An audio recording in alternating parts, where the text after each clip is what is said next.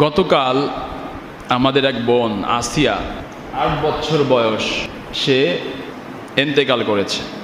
কারণ কি, কিভাবে ইন্তেকাল করলো, মারা গেল? যে তার বড় বোনের শ্বশুর তাকে ধর্ষণ করেছে, ব্লেড দিয়ে কেটে তারপরে ধর্ষণ করেছে।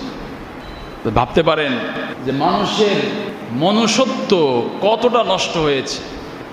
ভাবা যায় এটা? ৮ বছরের একটা মাসুম বাচ্চা একটা মেয়েকে ধর্ষণ করেছে, তাও কিভাবে? ব্লেড দিয়ে কেটে। তার কারণ কি?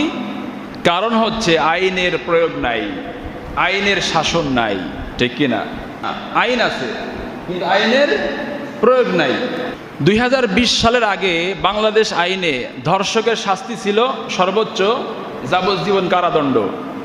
২০২০ সালে তৎকালীন সরকার এই আইন পরিবর্তন করে, সংশোধন করে আইন করছে ধর্ষকের শাস্তি মৃত্যুদণ্ড।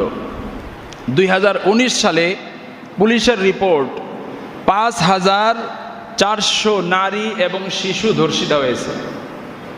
জাতিসংঘের রিপোর্ট গত ৬ বছরে বাংলাদেশে ৪৩,০০০ নারী ধর্ষিত হয়েছে।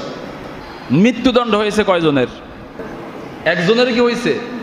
এই ৪৩,০০০ থেকে ৪৩ জন ধর্ষককে যদি ফাঁসি দিত, মৃত্যুদণ্ড দিত, তাহলে বাংলাদেশে যারা ধর্ষক আছে তারা একজন নারীর দিকে তাকাতে ১০০ বার ভাবতে হতো, ঠিক কি না?